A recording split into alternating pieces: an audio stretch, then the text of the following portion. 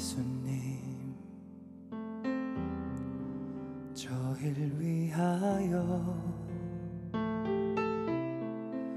고통 중에도 기도를 하느님 아버지께 청하여 주시고 하늘로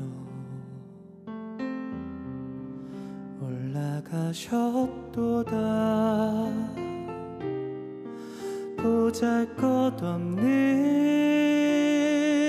저희를 위하여 목숨 버리셨도다. 사람이 무엇이건대 십자가에 못 박히나이까. 사랑해서 아끼셔서 구하셨나요. 저희 죄 씻어주시려 당신 목숨 내놓습니까. 죄송합니다 예수님.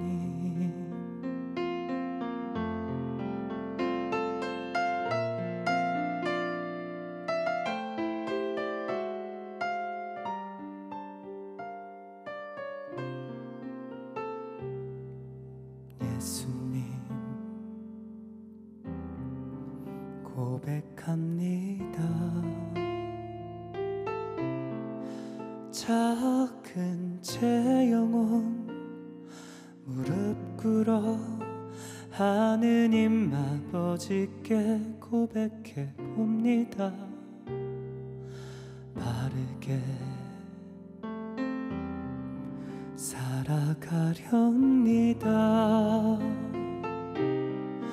주님 뜻에 맞게 저희를 올바른 길로 인도하소서. 사람이 무엇이건대 십자가에 못 박히나이까. 사랑해서 아끼셔서 구하셨나요.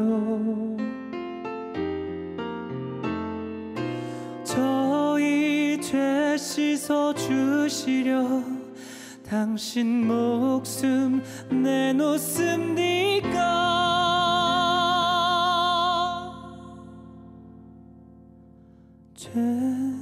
죄송합니다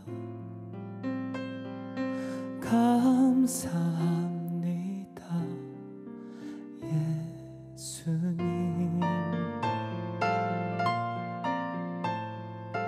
사랑합니다.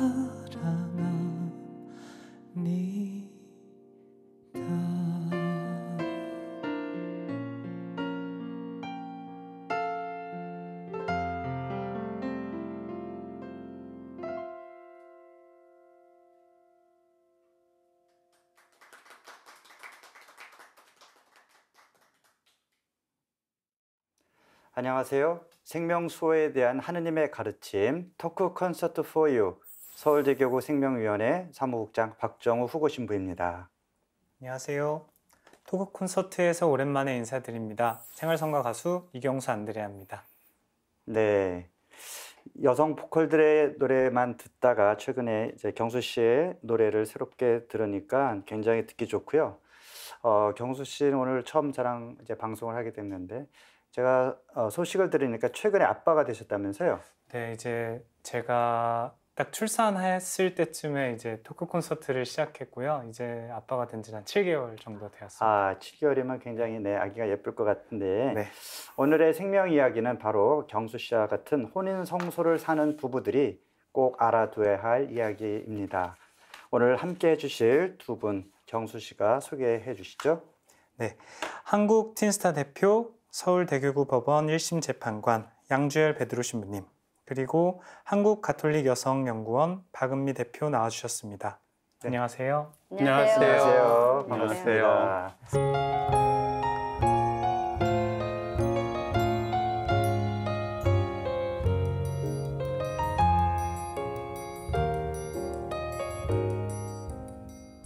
양조열 신부님은 지난 틴스타 주제로 할 때 뵀었고요. 오늘 박은미 대표님은 처음 나오셨는데 네. 자기소개를 좀 더 자세히 해주시죠. 네, 저 한국 가톨릭 여성연구원 박은미 헬레나라고 합니다. 좀 낯선 이름이실 텐데요. 한국 가톨릭 여성연구원은 여성 연구자들이 모여서 가정, 생명, 영성에 관한 연구를 하고 그 연구한 것을 이제 교회 내에서 발표하는 그런 연구자 집단들의 모임이라고 할 수 있고요. 또 저 개인적으로는 심리 상담을 하고 있어요. 그래서 네. 품 심리 상담 센터라는 상담실을 운영하고 있습니다. 네, 그래서 오늘 박은미 대표님을 통해서는 또 여러 부부들이 겪는 또 이야기를 또 한번 또 들어볼 기회가 될 것 같고요. 오늘 포유 생명 이야기가 그 혼인법, 네, 교회법에 나오는 혼인과 관련된 이야기입니다. 오늘 양 신부님께서는 그래서 틴스타 대표 자격이 아니라 다른 자격으로 나오신 거죠. 네, 오늘은 제가 맡은 임무들 중에 하나가 교구 1심 법원에서 재판관으로 일하고 있습니다. 네. 교구 1심 법원에서는 혼인 무효 소송에 대해서도 다루는데 그 중에서 이 혼인이 어떻게 그 무효인지에 대한 그 가능성들을 판결을 하는 일들을 맡고 있어서 오늘 혼인법을 나누는 이 자리에 초대됐습니다. 네, 경수 씨는 우리 교회 안에 뭐 법원이 있고 재판관이 있다 이런 사실을 알고 계셨어요? 저는 이제 교회법이 있는 건 알고 있었는데 따로 이제 법원이나 이제 재판관이 계신지는 이번에 처음 알게 됐습니다. 네, 박 대표님은 알고 계셨죠? 네, 저도 뭐 알고는 있었는데 네. 신자가 되었을 당시만 해도 잘 몰랐던 것 같아요. 네, 네. 사실 많은 분들이 이제 뭐 혼인법이 교회에 따로 있다 모르시는 분이 굉장히 많을 것 같은데 이제 양 신부님이 나오셨으니까 네, 우리 교회법 또 교회법 안에서의 혼인법이 또 어떤 가치가 있는지 그런 것들을 이제 설명을 해주실 겁니다. 근데 양 신부님은 이제 재판관이라고 그러셨는데 네. 교회 안에 무슨 로스쿨 같은 게 있는 겁니까? 아닙니다.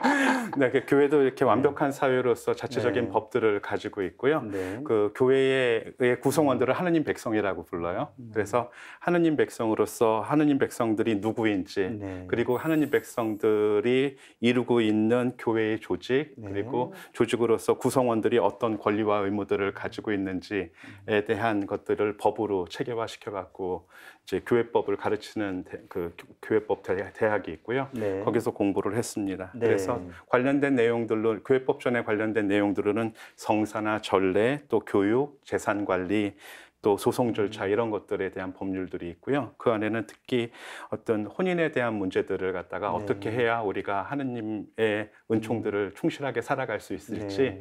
이런 절차들도 교회법의 내용으로 들어 있습니다. 네. 사실 저도 신학생 때 이제 혼인법을 배우긴 했는데 교회법 안에 뭐 여러 주제 중에 혼인법이 분량이 또 제일 많은 것 같고 제일 또 복잡하더라고요.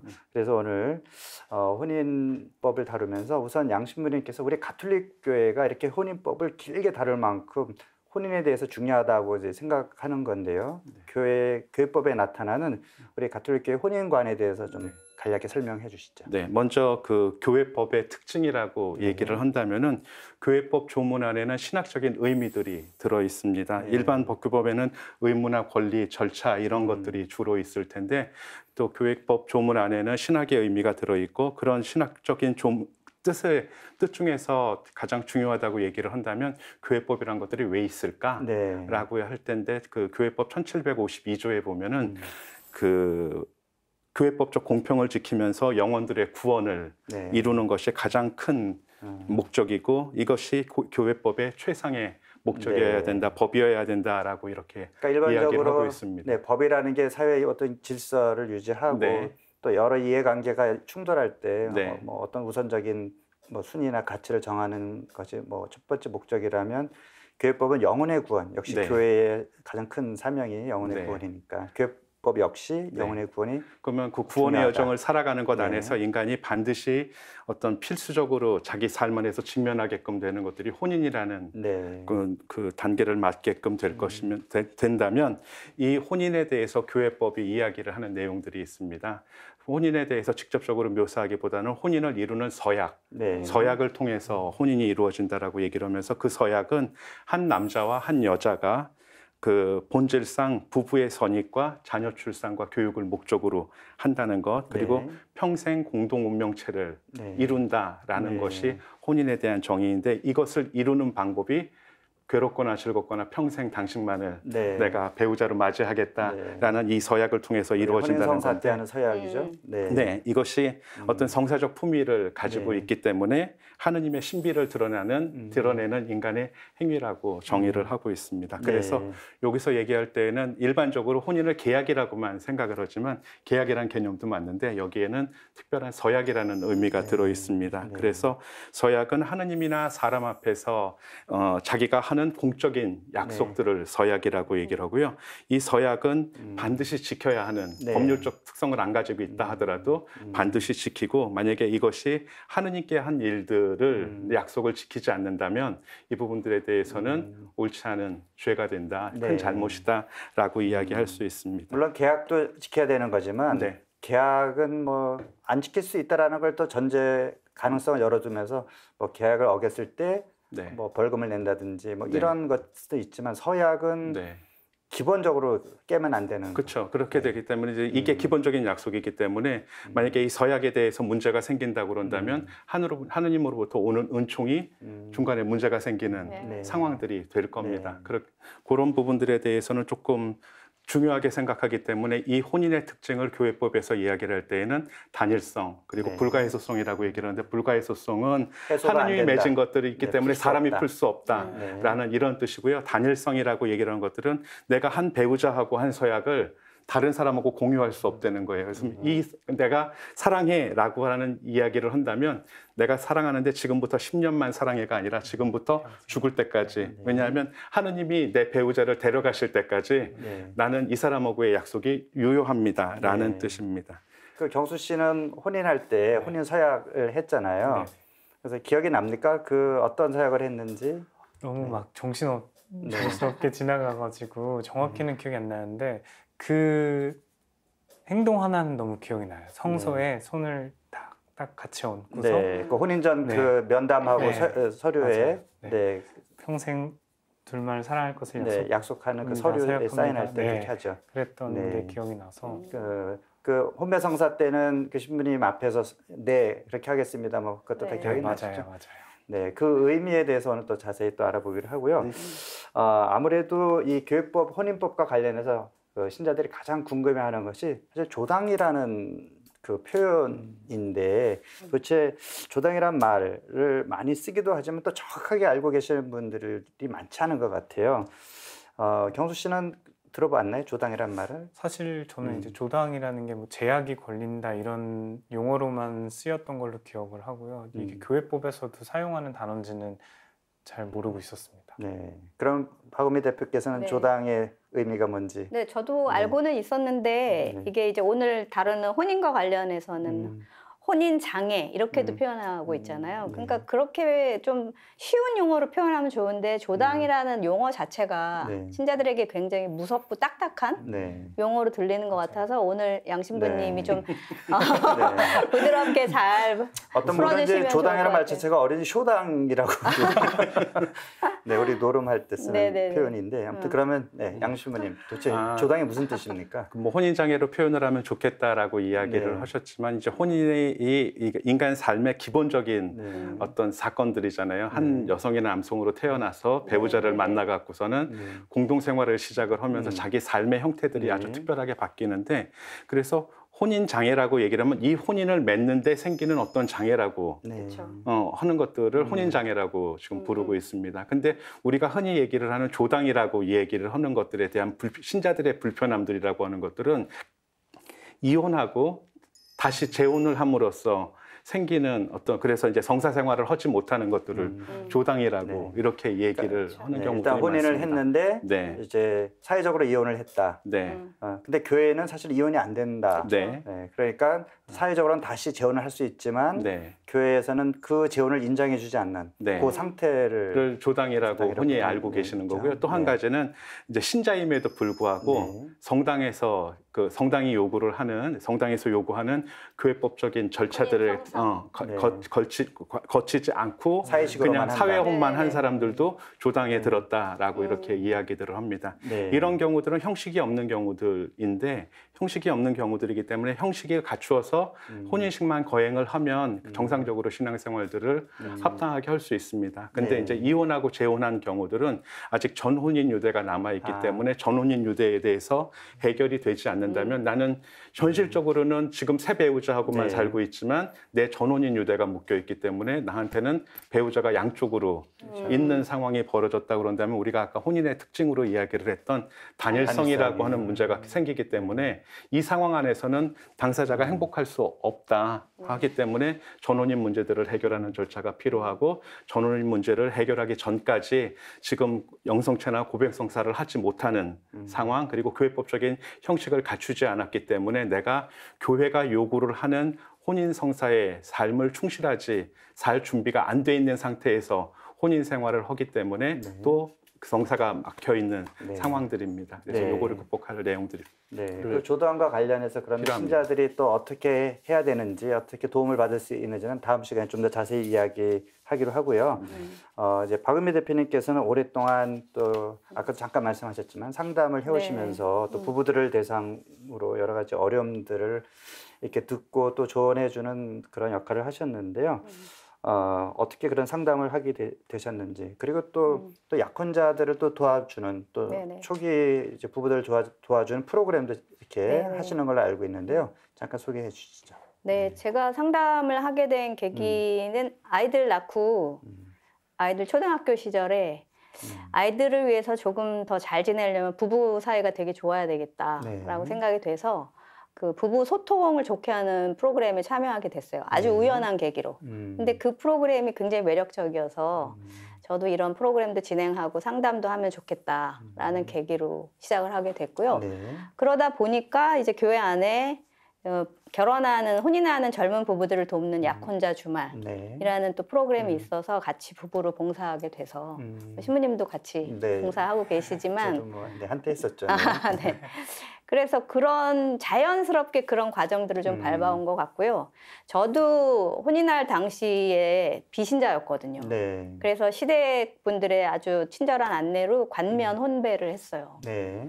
그래서 이렇게 잘 모르는 상황일 때는 주변에 여쭙거나 아니면 주변 분들이 잘 도와주시면 좋을 것 같아요. 그러니까 이렇게 막 조당 걸린다 막 무섭게 할 게 아니라 어떻게 하면 혼인 생활을 건강하고 잘할 수 있는지 뭐 혼인 당사자들이 먼저 묻거나 아니면 주변 분들이 젊은이들이 잘 혼인 생활 할 수 있게 잘 안내해주는 역할을 잘하면 좋지 않을까. 네. 네, 그런 생각이 들어요. 아까 이제 관면혼배를 하셨다 네네. 그랬는데 뭐 많이 들은 용어지만 또 정확한 뜻을 모를 수도 있으니까 신부님 관면이라는 게 도대체 어떤 건지 좀 설명해 여기서 주시죠. 관면혼배라고 이야기를 하는 것들은 여러 가지 내용들이 있을 수 있는데 그 중에서 특히 우리가 그 신자인 사람들은 반드시 신자하고만 혼인을 하도록 되어 있습니다. 교회법적으로 네. 이렇게 돼 있죠. 그리고 그래서 신자끼리 하는 그 혼인은 성사가 네. 됩니다. 근데 둘 중에 한 사람이 신자가 아닌 거예요. 신자는 신자하고 결혼을 해야 된다는 게 혼인에 관한 교회법이지만 신자가 아닌 사람하고 혼인을 하게 될 때에는 교회의 특별한 허가들을 얻게끔 됩니다. 그래서 그런 상황이 됐었을 때에 그 교회의 특별한 허가를 가지고 비신자하고 혼인을 하신 상태고요. 지금은 배우자가 영세를 하셨습니까? 아니요, 제가 비신자였어요. 자매님이 네. 대표님이 네네네. 비신자이셨었는데 신자가 그냥, 되셨으니까 이제는 그 자연- 신자인 사람들끼리 자동으로? 자연스럽게 네네네. 홍사로 승격이 되는 된 거죠. 상황이라고 이야기를 할 수 있습니다. 그래서 혼인하실 때에는 관면혼이었지만 지금은 성사혼에 성사혼이죠. 들으신 네. 것들이고 하나님의 은총을 충실히 살아가시는 상황입니다. 네. 지금 그러면 결혼하신 지가 얼마나 저 되셨어요? 올해 30년 됐어요. 30년? 네네. 야, 30년 뭐 특별 무슨 축하 뭐 이런 거 하셔야 되는 거 아니죠? 해야죠. 네. 뭐 횟수가 중요하진 않지만 평생 살 거니까요. 그냥 해마다 의미 있게 뜻깊게 보내려고 합니다. 네. 우리가 뭐 교회법에서 혼인의 중요성 이야기를 하고 또 어떻게 잘 살아야 되는지도 이제 뭐 이야기하겠지만 실제로 30년간 혼인 생활을 하시면서 네. 또 많은 부부들을 도와주시면서 혼인 생활을 잘하기 위해서 필요한 덕목들 것들, 아까 뭐 소통에 대한 얘기도 하셨는데 네네네. 부부간에 어떻게 소통을 해야 되는지, 뭘 잘해야 되는 잘해야 혼인 생활을 잘할 수 있는지 그냥 일반인들의 생각하는 수준에서 좀 네네. 조언을 해주신다면요. 저한테 이제 부부 상담하러 오시는 네. 뭐 혼자 오거나 부부가 같이 오거나 이런 경우가 있는데 음. 저 딱 2개 정도만 얘기하는 것 같아요. 솔직한 게, 그러니까 비밀이 없게 솔직한 대화를 하는 거가 1번이고요. 네. 2번째는 같은 실수를 2번 하는 거는 어리석은 일이라고 얘기해요. 네. 그러니까 가령 두 분이 무슨 일 때문에 A라는 사건 때문에 다투었다. 그럼 그 다음에 또 똑같이 A라는 사건으로 다투는 건 굉장히 소모적이고 또 어리석고 성장하지도 않고 하니까 그 A라는 사건으로 다퉜을 때 양쪽 사람이 배운 게 뭔지를 좀 다시 한번 성찰하고 같은 실수를 반복하지 말자. 이렇게 2가지를 처음에 얘기를 해요. 그러면 굉장히 정신을 차리면서 듣는 것 같더라고요. 네. 그리고 문제의 실마리가 거기서부터 잘 풀리는 것 같아요. 네, 저도 이 말에 동의하는 일들이 네. 가끔은 선의의 거짓말이라는 것들을 하면서 네. 알려주지 않아야지 상대방을 배려하는 거다라고 이야기를 하는데 그 말도 일리는 있어 보이지만 네. 한편으로는 그 선의의 거짓말이 진실이 아니라는 것들이 밝혀졌었을 때 정말 선의일 수 있는가라는 이런 것들도 있고 그것들을 반복한다고 얘기를 했었을 때 반복하지 않으려면 내가 잘못했다라는 이야기들을 해야 반복하지 않을 수 있는 네. 것 같아요. 그래서 그래요. 저는 전적으로 이 말에 동의합니다. 네.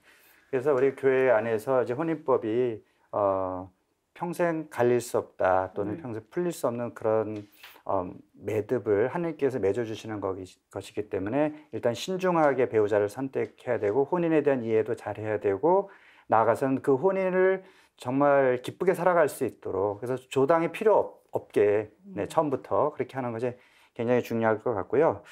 그런데 이제 일반 신자들은 또 이런 의문을 가질 법합니다. 우리가 결혼할 때 이제 아까 혼배성사 받지 않는 경우에 관면이라도 받아야 되는데 관면도 받지 않고 그냥 사회 예식으로만 할 때 그것이 교회가 볼 때는 이제 제대로 맺어진 게 아닐 거잖아요. 그러니까 네. 그것도 조당 상태라고 할 수도 있고 그다음에 이제 이혼해서 재혼했을 때 교회 안에서는 첫 번째 혼인이 아직 유대 관계가 그대로 있기 때문에 2번째 혼인을 인정받지 못하는 그런 상태인데 그 고해성사를 보면 해소할 수 있을 것 같기도 한데 네. 안 되는 것이죠. 네, 그 그 혼인 조당에 대한 문제들은 고해성사를 해결할 수 있는 문제들이 아니고요. 그런 문제가 있으신 분들은 전혼인을 해소하기 위해서 교회 법원에 연락을 하셔야 됩니다. 근데 교회 법원에 대해서 교회법적인 지식이 없으시잖아요.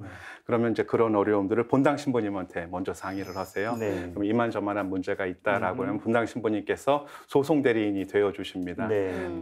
신부님들이면 누구든지 다 되실 수 있거든요. 본당 신부님이 아니셔도 소송 대리인을 하실 수 있어요. 그러면 내 혼인에 대해서 내 혼인의 어려움에 대해서 아시는 분들이 이 혼인에 대해서 이 신자가 지금 어떻게 생활하고 있고 어떤 어려움들을 겪고 있는데 이런 교회법적인 문제가 되는 것처럼 보인다라는 소견서를 한 장을 써주십니다. 네. 그러면 그 서류를 가지고 이제 법원에다 연락을 하시면 법원에서 이제 그 진술서를 하나를 이제 쓰도록 하는데 자기가 본인이 어떤 누구와 혼인을 했고 어떤 어려움들이 있어서 이 소송을 제기합니다라는 내용들을 쓰도록 되어 있습니다. 그러면 그걸 가지고 교회법원을 방문을 해주시면 그때부터 이제 그 판사들하고 관련 면담을 하면서 소송을 진행하게끔 됩니다. 근데 모든 소송들은 다 그 문서 소송으로 진행이 됩니다. 그렇기 때문에 내가 헤어졌던 배우자하고 직접 만나서 어떤 것들을 해야 진행이 되는 것들은 아닙니다. 다만 배우자의 연락처는 알아야 됩니다. 이게 소송의 형식을 가지고 있기 때문에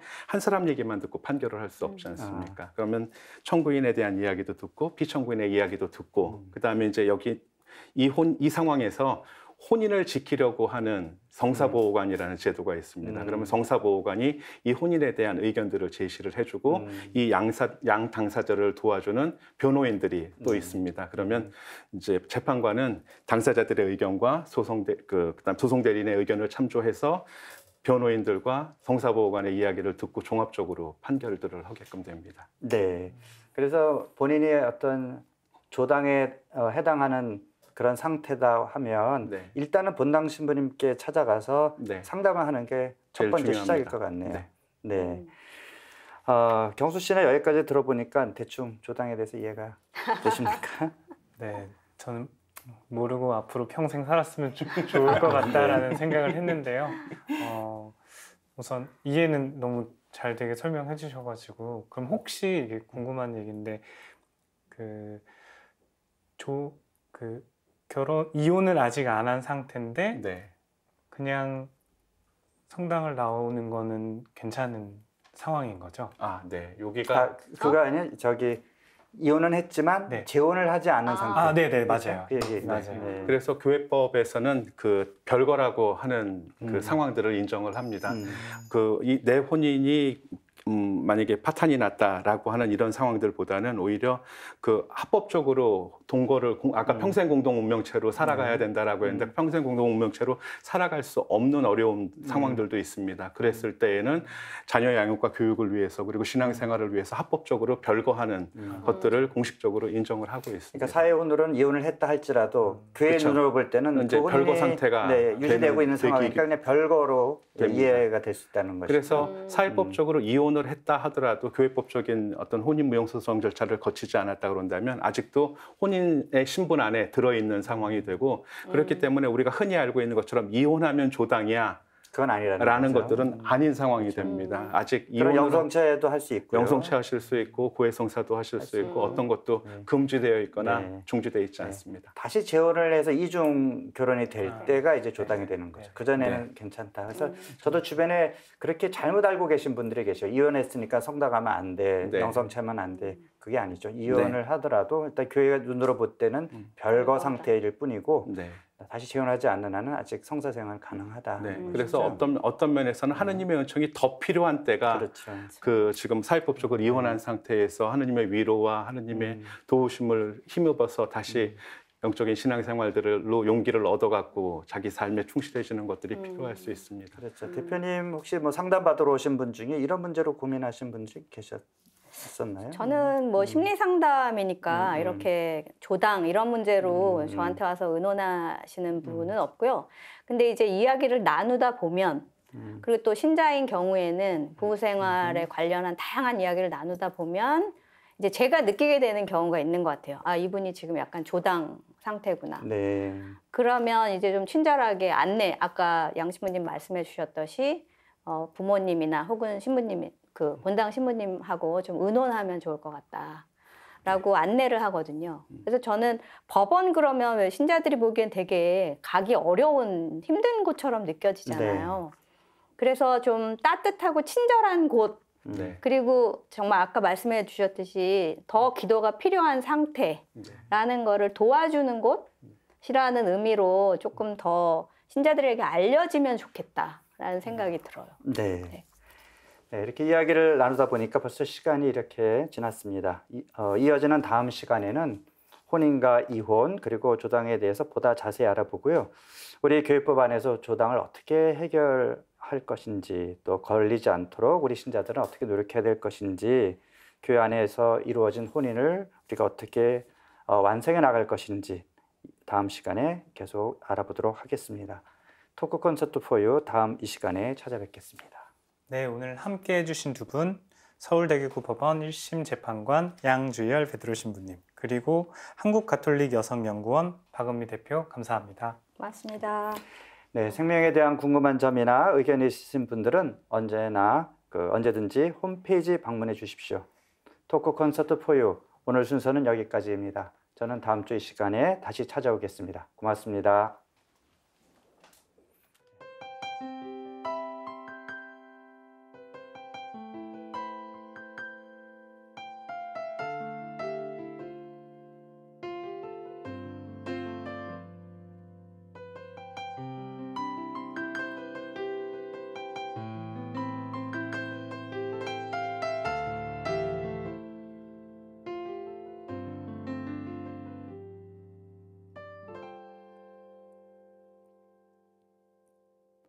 하늘에 계신 나를 지켜봐 주시는 주님을 찬양합니다.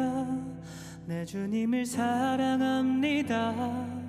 높으신 영광 그 안에 나를 이끌어 주시는 거룩한 그분 나의 예수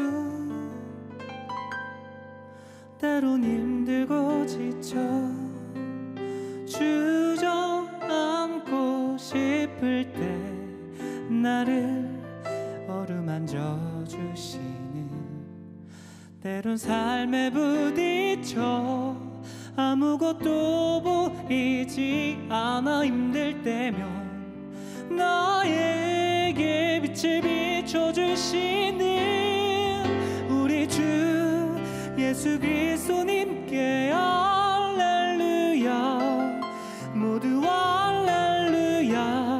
내 주님, 나를 사랑하신 주, 나는 그분 따라가리.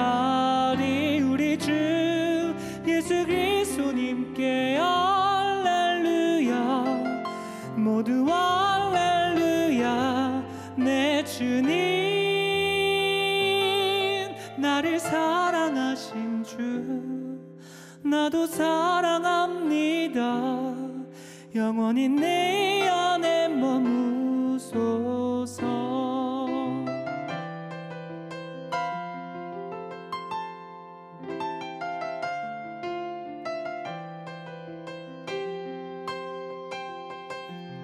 때론 나쁜 유혹에 빠져 우적대면 나를 따스히 감싸주시는, 때론 슬픔이 밀려와 보이지 않을 만큼 눈물을 흘릴 때면 내 눈물 직접 닦아주시는 우리 주 예수 그리스도님께 할렐루야, 모두 할렐루야. 내 주님, 나를 사랑하신 주, 나는 그분 따라가리. 우리 주 예수 그리스도님께 할렐루야, 모두 할렐루야. 내 주님,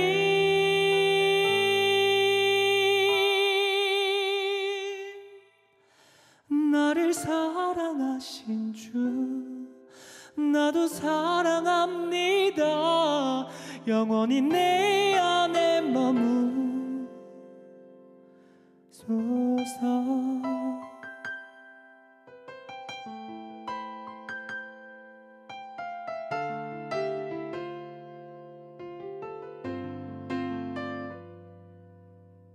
내 주여,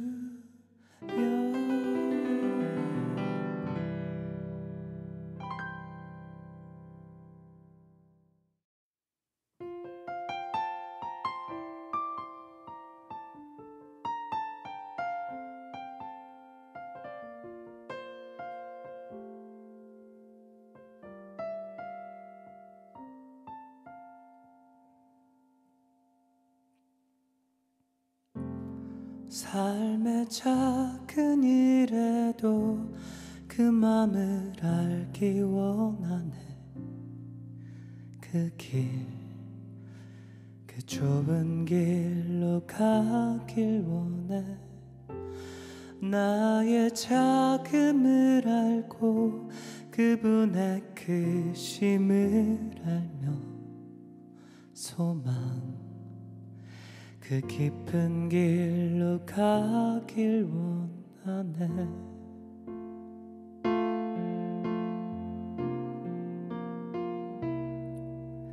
저 높이 솟은 산이 되기보다 여기 오름직한 동산이 되길, 내 가는 길만 비추기보다는 누군가의 길을 비춰준다면 내가 노래하듯이 또 내가 얘기하듯이 살길, 난 그렇게 죽길 원하네. 삶의 한 절이라도 그분을 닮길 원하네. 사랑 그 높은 길로 가길 원하네.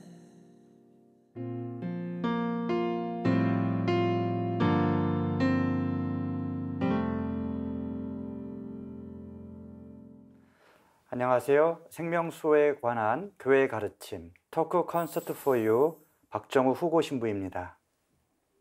안녕하세요. CCM 찬양사도 이경수 안드레아입니다. 오늘도 지난 시간에 이어서 교회법, 혼인에 관한 교회법에 대해서 알아보도록 할 텐데요. 지난주에 이어서 오늘도 두 분 패널 모셨습니다.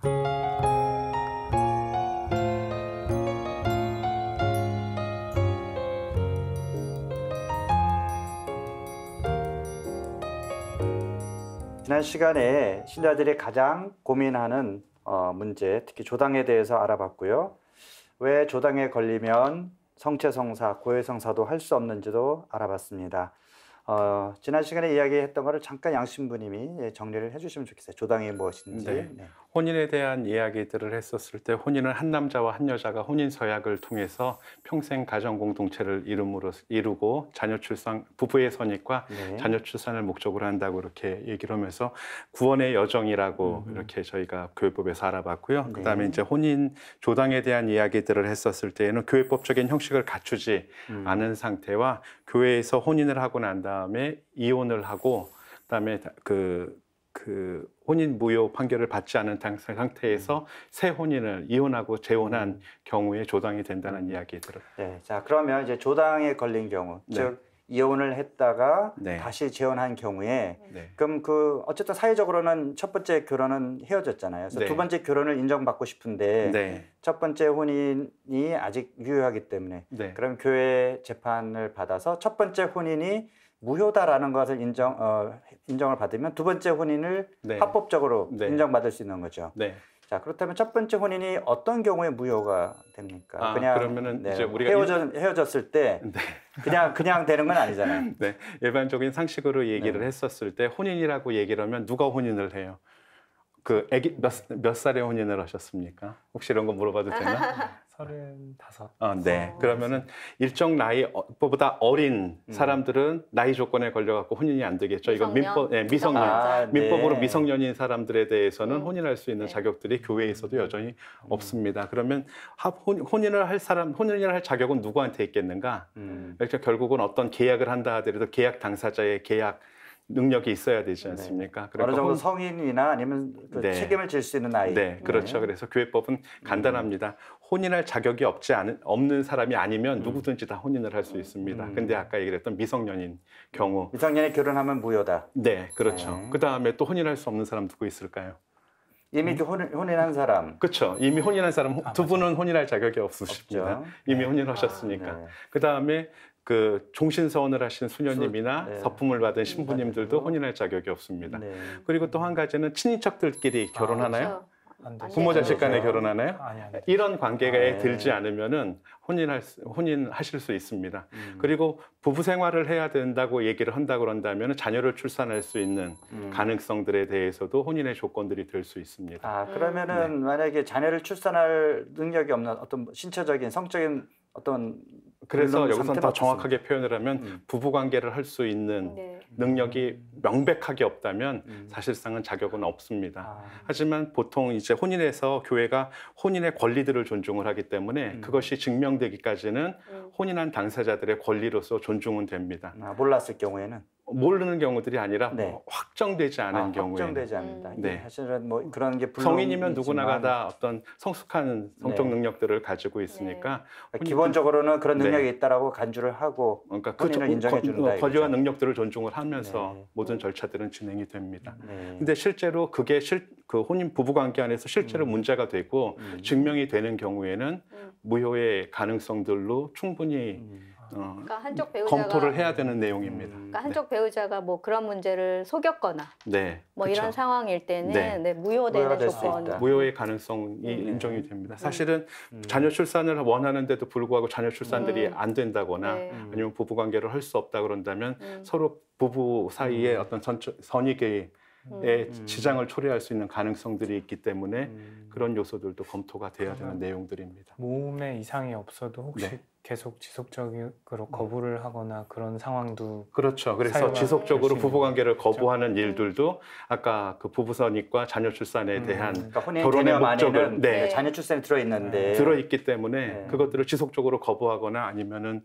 자녀 출산을 거부한다면 실제로 이 부분들에 대해서는 혼인을 혼인의 본질을 실천할 수 없는 네네. 그런 그 상황인 거죠. 마음에 대한 의문들이 생기는 거죠. 네. 이런 면에서. 굉장히 뭐 여러 가지 사안이 네. 있을 수 있겠네요. 네, 그런 내용들이 있으니까 그럼 이제 자격이 이제 문제가 되고 그다음에 네. 서약을 했었을 때 괴롭거나 즐겁거나 평생 너를 사랑하는데 지금부터 죽을 때까지 사랑해라고 이야기를 했는데 이걸 거짓말로 하는 거예요.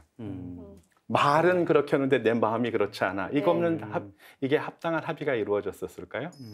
이런 합의들은 사실은 언제든가는 문제를 일으킬 수 있는 요소들이 있기 때문에 이 합의가 합당해야 됩니다. 근데 합의를 확인하는 방법들은 아까 혼인 전 진술서 안에서 혼인하려는 의도가 있었는지에 대한 이야기들이고요. 그 다음에 혼인 형식 안에서 배우자하고 그 서약을 주고받는 이것들을 통해서 이 합의를 확인하는 일입니다. 근데 말은 했는데 진실이 아니라고 이야기를 한다면 이 합의가 합당한 합의가 있을 수 없지만 그럼에도 불구하고 형식을 갖춘다면 그 합의는 유효한 것들로 인정을 한 것들이 교육법적인 내용입니다. 그래서 자격이 있어야 되고 합의가 있어야 되고 자격과 합의를 보증하는 형식이 갖추어져야만 합법적이고 유효한 혼인이 될 수 있는 겁니다. 네, 경수 씨는 이제 작년에 혼인을 했으니까 생생하게 혼인 서약이 기억이 날 텐데 배우자를 진심으로 죽을 때까지 병들거나 성하거나 사랑하고 존경하겠다 하는 그 약속 기억나시죠? 네. 근데 이러한 상황이 있다는 걸 아마 잘 모르셨을 거예요, 그렇죠? 네, 사실은 나쁜 생각을 사실 하지 않고 보통은 시작을 하게 되는 게 또 결혼 생활 시작이기도 하니까요. 그리고 저 같은 경우도 지금도 너무 좋지만 앞으로도 평생 이 관계가 잘 유지될 거라고 마음을 먹고 있기 그렇죠. 때문에 말로 한 서약을 내 네. 마음으로 또 행동으로 더 적극적으로 실천하겠다 맞아요. 그런 결심이 필요할 것 같습니다. 네.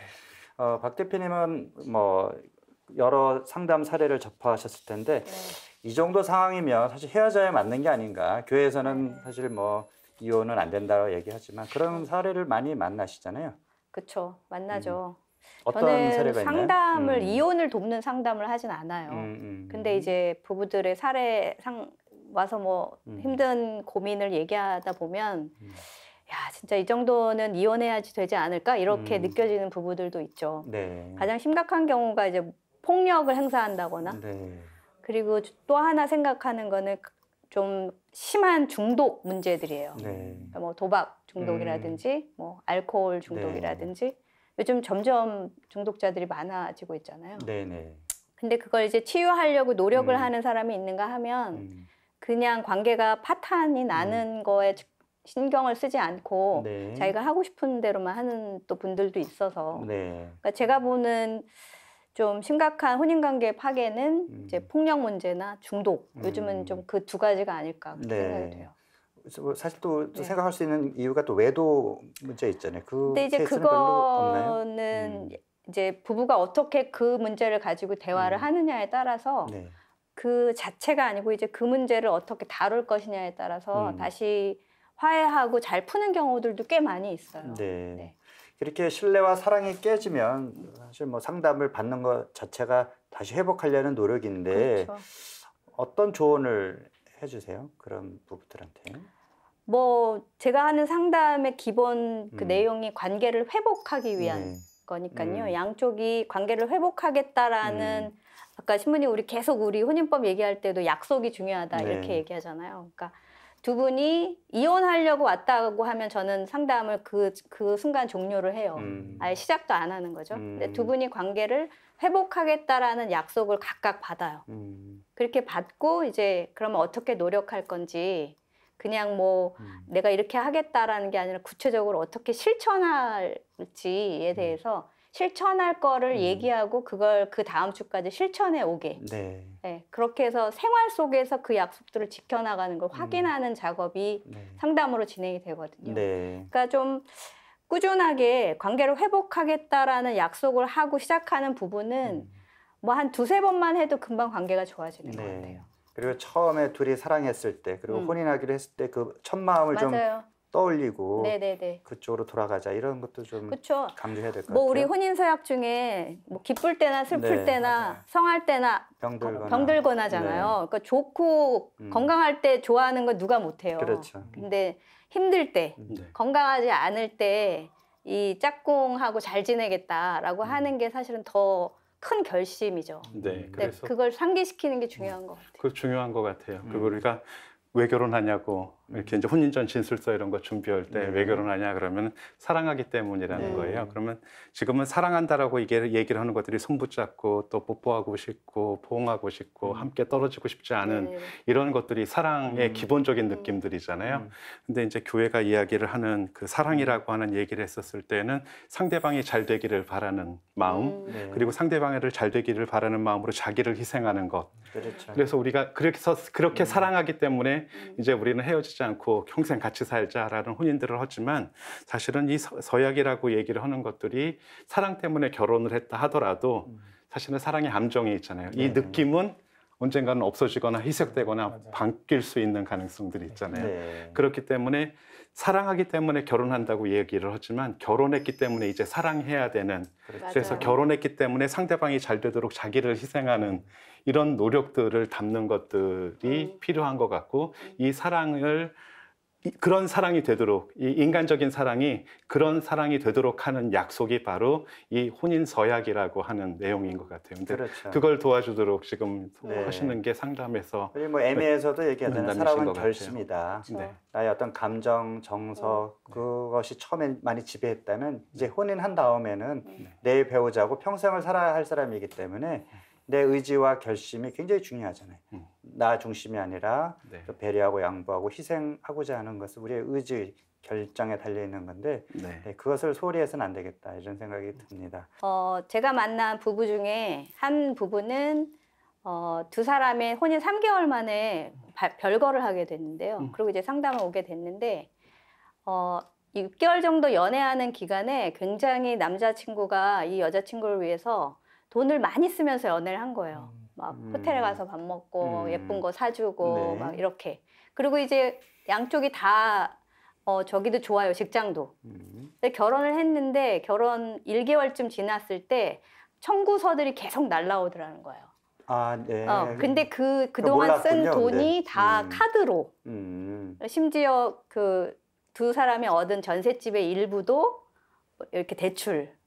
그리고 그동안 쓴 돈들이 카드로 계속 와서 한 그게 6, 7천만 원이 됐다는 거예요. 이제 그걸 알고 이 여자친구가, 그러니까 아내가 그동안 나한테 거짓말을 했다라고 신뢰가 깨졌다고 네. 해서 이제 상담을 오게 된 거예요. 근데 그렇게 그 남자친구가 돈을 쓰고 한 게 다 누굴 위해서였겠어요? 여자친구를 위해서였고 그럴 수도 있고 아니면 본인이 좀 과시하고 내가 이런 능력이 있다 이런 본인을 위해서일 수도 있죠. 그런 것도 있고 네. 그 둘이 같이 결혼하고 싶어서 간절히 결혼하고 싶어서 이렇게 한 건데 이제 이걸 신뢰를 깨졌다 이렇게 깨졌죠. 얘기하니까 그래서 이제 파경 위기까지 갔는데 제가 그렇게 설득을 했어요. 그리고 그래도, 두 사람이 네.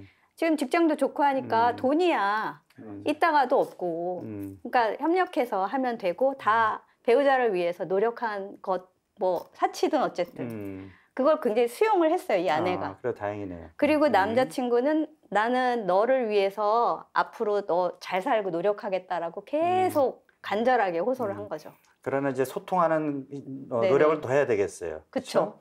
무조건 자기 아내를 위해서 네네. 여자친구를 위해서 돈 많이 쓰는 게 좋은 것이 아니라 아니고 그쵸? 공동의 미래를 맞아요. 만들어 나가기 위해서 서로 소통하면서 상의하면서 해야죠. 그렇죠. 그걸 배운 거죠. 네. 이게 막 값비싼 걸로 선물로 혼인관계를 유지할 수 있는 게 아니다라는 걸 배워서 그러면 만약에 이런 경우에 이혼을 했다. 네. 그게 혼인 무효 사유가 될까요? 선생님? 그러니까 아까 그 우리 부부의 네. 선익이라는 것들이 네. 혼인의 목적에 들어 있었잖아요. 네. 그러면 그 서로들 살아가면서 배우자의 복지에 대해서 또 적극적으로 노력을 해야 되는 일들인데 처음에 혼인 전에는 아주 잘해주다가 혼인 후에는 일을 안 하고 집에서 노는 이런 상황이 된다 그런다면 배우자의 복지를 돌보지 않는 상황들이 될 테니까, 그렇다면 아까 얘기를 했던 것처럼 몸은 어른이어서 혼인을 할 수는 있는데 나이도 됐고 다 할 수 있는데 실제로 배우자를 부양할 능력이 없는 거예요. 그런 의지도 약하고 그런 의지도 없고 네. 했는데 사업이 실패를 해갖고서는 뭐 그 혼인 생활이 어려워졌다라고 얘기를 하는 것은 무효사유가 되지는 않지만 배우자의 복지에 대해서 근본적으로 처음부터 무시를 하거나 네. 하지 않는다면은 그 부분들에 대해서는 정말로 사유될 이 수 사람이 네. 혼인을 유지할 능력이 있겠는가. 만약에 어떤 사람이 법률적인 능력은 가지고 있지만 행위 능력이 떨어진다 그런다면 그것이 합당한 관계가 되지 않을 수 있기 때문에 무효사유에 대해서 검토할 요소는 됩니다. 네. 네. 그렇다면 네. 이제 신부님이 여러 케이스들을 또 다뤄보셨을 텐데 네. 혼인 무효를 신청한 케이스 중에 좀 어떤 전형적인 그런 케이스가 있는지. 혼인 무효 사유 중에서 전형적인 케이스라고 얘기를 한다 그런다면 사실은 많은 경우 혼인이 뭔지를 몰라요. 혼인이 좋고 기분 좋고 행복하고 눈에서 하트볼 뿅뿅뿅뿅 나오고 이런 상황에서 좋은 일들이라고 얘기를 하지만 그 얼마 전에 무슨 드라마에서도 그 부부의 세계는 실제로 어른들의 세계인 것 같아요. 네.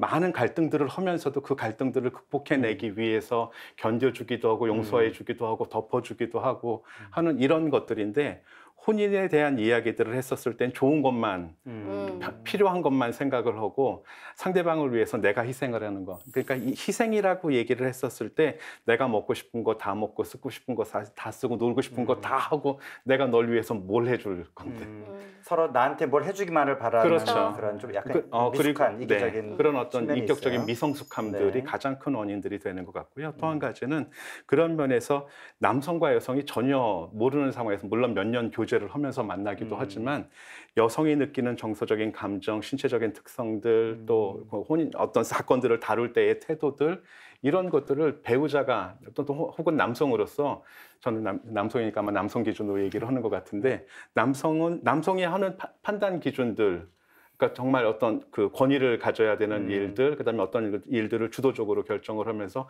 가정들을 보호하는 이런 마음들로서 하는 이 남성의 어떤 문제를 처리하는 태도들과 혼인에 대하는 태도들과 여성이 문제를 해결하는 방식, 여성이 혼인 안에서 얻으려고 하는 가치들을 서로 이해하지 못하는 거예요. 그러니까 남자가 여자를 이해 못하고 여자가 남자를 이해 못하는 그런 일반적인 게 네. 혼인 안에서도 혼인 안에 네. 혼인을 했음에도 아내의 역할, 불구하고 남편의 역할 이런 것도 네. 좀 이해 못하고 네, 그러니까 결국은 배우자가 무엇을 좋아하는지 그리고 무엇을 중요하게 생각하는지 그것들을 잘 모르기 때문에 자기가 살던 방식대로 하다가 보니까 이 사람이 더 이상 그것들을 견디지 못하는, 배우자가 견디지 못하기 때문에 서로들 갈등하게끔 되는 일들인 것 같아요.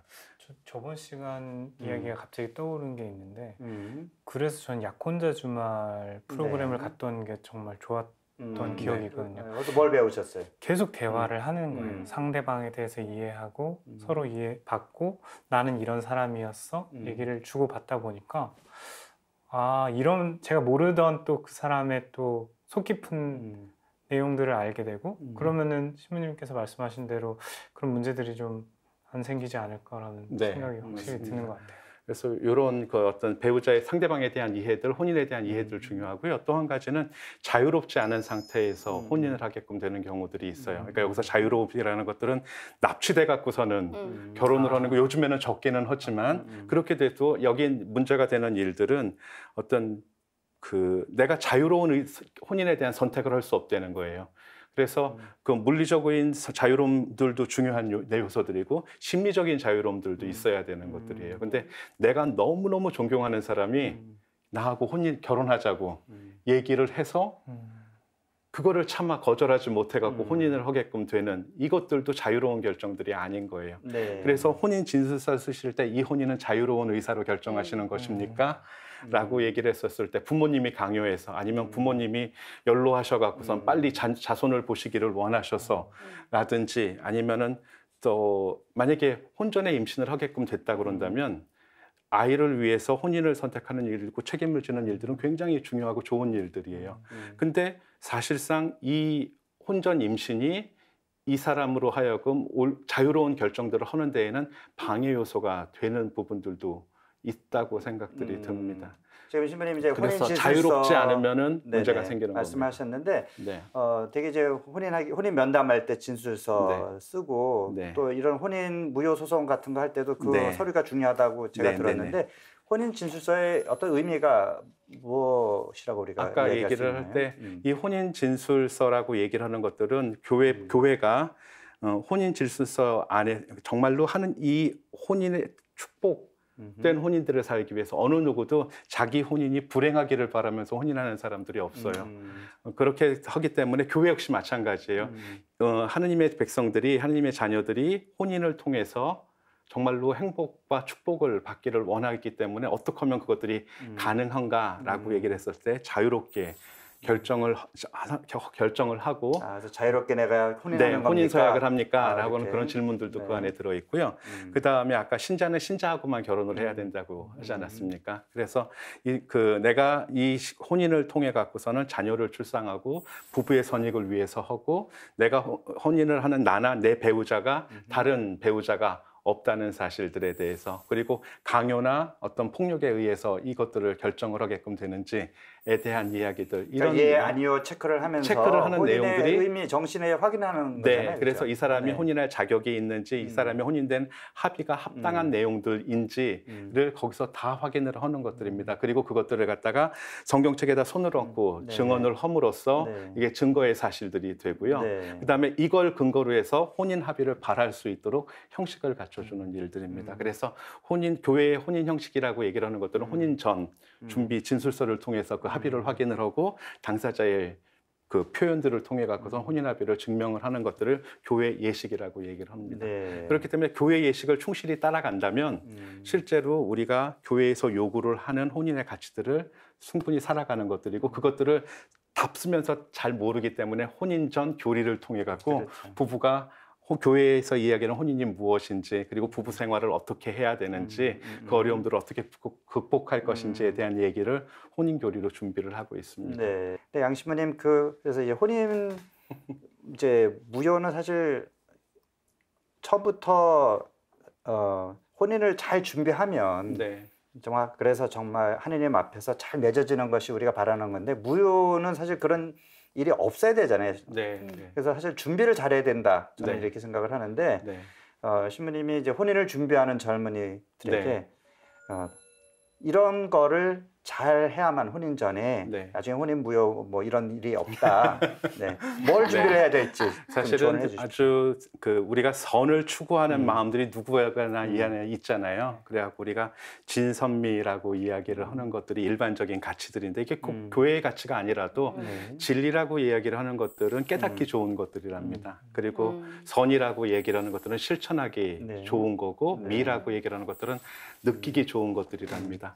혼인이라는 것이 참되고 또 선하고 또 좋은 것들이라고 이야기를 한다고 그런다면 그 좋은 것들을 준비하는 정성을 들이는 일들 그러면 누가 그런 것들을 할 수 있겠는가라고 얘기를 했었을 때 결국은 한순간에 준비되는 일들이 아니라 일생을 살아오는 인격적인 과정들인 것 같아요.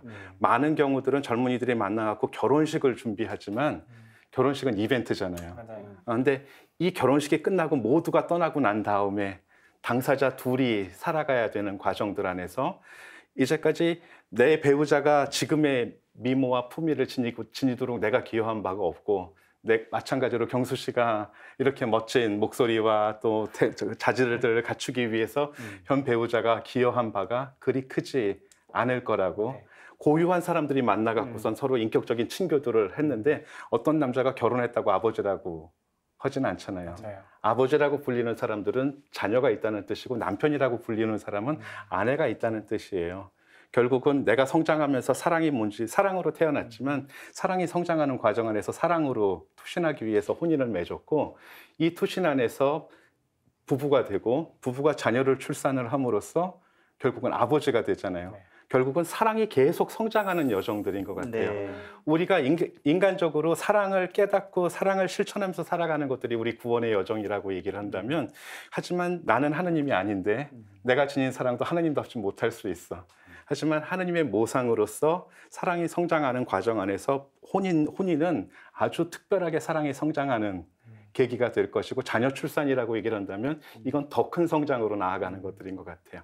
그렇기 때문에 인간적인 사랑이 하느님다운 사랑으로 넘어가는 이 사랑의 그릇이 바로 혼인인 것 같아요. 혼인신고를 해야 된다고 얘기를 하는데 혼인신고 안 하려고 하시는 분들도 꽤 많거든요. 살아보자고. 근데 혼인신고를 하는 거하고 하지 않는 거하고의 차이인데 정말로 내가 혼인신고, 이 사람하고 결혼을 하는데 혼인신고는 안 할 거야. 과연 얼만큼 사랑하는 걸까? 그러니까 이제 뭐 동거나 네. 이제 그렇기 때문에 결국은 혼인이라고 이름 있는데, 붙이지 않는 네.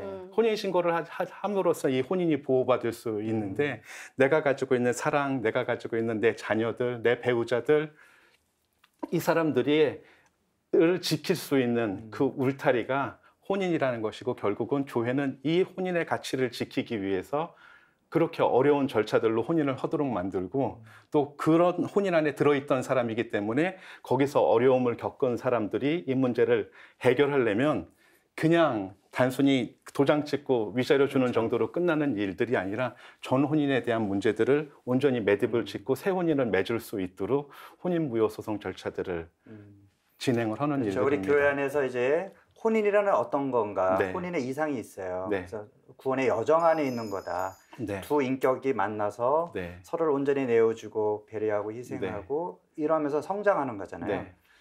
설사 마음에 안 드는 부분이 있더라도 네. 그런 것들에 대해서 서로 받아주고 또 서로 고쳐나가면서 네. 성장하는 건데 그런 서약 없이 그냥 네. 둘이 감정적으로 좋아서 같이 사는 그냥 동거 네. 그거와는 질적으로 좀 다르다 이런 느낌이 들어요. 맞습니다. 그래서 이제 우리 혼인 예시간에 네. 독서를 읽을 때 에페소서를 많이 읽거든요. 거기는 어떻게 하냐면 이 교회와 그리스도의 관계를 혼인 관계라고 아주 네. 기꺼이 이야기를 해요. 이스라엘 백성하고 하느님을 혼인한 관계라고 얘기를 하는데 남편이 아내를 어떻게 사랑해야 됩니까? 라고 얘기했을 때 남편은 그리스도가 교회를 위해서 목숨을 바친 것처럼 아내를 사랑해라 라고 얘기를 하고 그러면 아내는 어떻게 사랑해야 됩니까? 교회가 그리스도께 순명하는 것처럼 남편에게 순명하십시오. 이거는 배려와 존중의 문제인데 배려와 존중은 평등의 문제가 아니에요. 부부는 평등하지만 내가 배려를 합니다라고 얘기했을 때 배려하는 사람, 배려받는 사람 평등의 관계가 아니거든요. 존중한다고 얘기를 했었을 때 내가 저 사람을 존중한다고 그런다면 우리가 동등한 관계가 아님에도 불구하고 이 배려와 존중이 이 두 사람을 일치하도록 만들어주고 선을 이루어주는 관계들이 되는 거예요. 그래서 부부가 인격적으로 평등하지만 그 안에는 평등이 아니라 서로를 존중하고 배려하는 평등을 넘어서는 가치가 이 혼인 안에 담겨져 있는 가치들입니다. 네, 물론 혼인하지 않고 그냥 이렇게 저렇게 즐기면서 사는 사람들 나름대로 할 말은 있겠지만 그렇죠. 거기서 얻을 수 있는 부분이 네. 우리 교회가 말하는 그 혼인에서 얻을 수 있는 어떤 네. 구원의 여정 안에서의 성숙 거기에 비하면 너무 가볍지 않나 이런 느낌도 드는데요. 뭐 현실적으로는 네. 현실적인 필요나 어려움들은 있는 것 네. 같아요. 요즘에 더군다나 네. 집 사기도 어렵고 그렇죠. 직장 구하기도 어려우니까 혼인하는 나이는 점점 느려지고 그럼에도 불구하고 사회 안에서 살아가야 되는 과정 안에서는 배우자나 더불어 살아가는 사람들이 필요한데 혼인에 들지 못하는 상황들인 거예요. 그래서 옛날에는 결혼하지 않고 미혼은 성소가 아니라고 주변에 많아요. 주변에 많아서 자꾸 얘기를 하다 보니까 싫어하는 거예요. 네. 그래서 싫어하는 게 두렵지는 않지만 그럼에도 불구하고 그 친구들한테 얘기를 해주는 것들은 결혼을 하지 않아도 사랑에 투신할 수는 있지만 결혼을 하게 됨으로써 사랑에 투신하는 것들, 그게 혼인 성소가 주어지는 일들이고 또 독신으로 살아가는 저희 신부나 수도자들 같은 경우들은 교회를 위해서 제 삶을 투신하는 일들인데 미혼은 아직 투신하지 않은 상황이다. 그렇기 때문에 사랑을 깨닫는 일들에 더 노력하는 것들이 필요하다. 네. 이렇게 얘기를 해주고 싶습니다. 네. 교회 안에 가르침에서 음. 교회 안에 7가지 성사가 있잖아요. 네. 7가지 성사 중에 다른 거는 다 개인에게 주어진 성사인데 네. 부부들이 하는 혼인 성사와 신부님들의 신품 성사 두 개는 다른 사람을 위한 성사라고 제가 배웠어요. 그래서 두 개가 같은 격이 같게 중요하다. 교회 안에서 아까 네. 에페소서에 말씀하신 그 대목인 것 같아요. 네. 그만큼 부부는 신부님이 되시는 네. 수도자가 되시는 거에 못지않게 교회 안에서 중요하고 그만큼 중요성이 크다라는 의미를 담고 네. 있는 것 같아요. 그래서 이게 사랑의 여정인 것들로 혼인을 이해하는 것들이 필요한 듯합니다.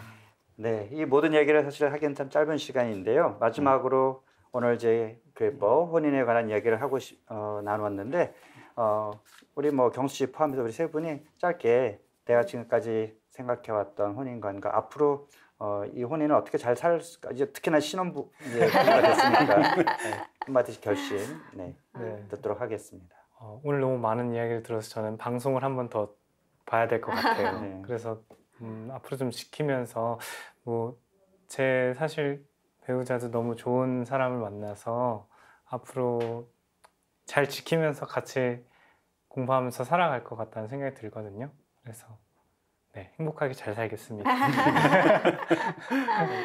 네, 저도 뭐 올해 혼인 30주년이고 제 그렇게 생각해요. 지금 경수 씨 얘기했지만 앞으로 살아갈 뭐 30년이 될지 50년이 될지 살아가는 동안 작년보다 올해가 조금 더 성장하고 또 내년에 조금 더 성장하고 그렇게 계속 성장하려고 노력해서 우리 관계가 아까 신부님 말씀해 주셨듯이 부부는 평생의 운명 공동체다라는 것을 우리 삶으로 실천할 수 있는 그런 삶을 살면 좋을 것 같고요. 사랑이 아까 신부님도 말씀하셨지만 느낌이 아니고 사랑은 동사다 이렇게 얘기하잖아요. 그러니까 그냥 말로만 사랑해가 아니고 짝꿍이 사랑 받는다고 느낄 정도로 행동을 하면 좋을 것 같아요. 그래서 사랑이 동사로 표현될 수 있게 그렇게 노력하는 부부가 되면 좋을 것 같습니다. 네, 혼인식은 하루지만 혼인은 평생입니다. 때때로는 우리는 그 사실을 망각한 채 혼인의 본질을 잊고 내 권리와 편리만을 따지곤 하죠. 결혼은 하느님이 맺어주신 거룩한 사랑의 언약이며 누구도 함부로 깰 수도 깨서도 안 되는 약속입니다. 토크 콘서트 4U에서는 지난주와 이번 주 2주에 걸쳐서 교회법과 혼인에 대해 알아봤습니다. 네, 저도 많이 배우는 시간이었습니다. 함께 해주신 양주열 신부님, 박은님 대표 감사합니다. 네, 고맙습니다. 생명에 대한 궁금한 점이나 의견 있으신 분들은 언제나 홈페이지를 방문해 주십시오. 토크 콘서트 4U 오늘 순서는 여기까지입니다. 저희는 다음 주 이 시간에 또 다른 생명 이야기로 찾아오겠습니다. 고맙습니다. 네, 수고하셨습니다. 수고하셨습니다. 많이 배웠습니다. 많이 배웠습니다.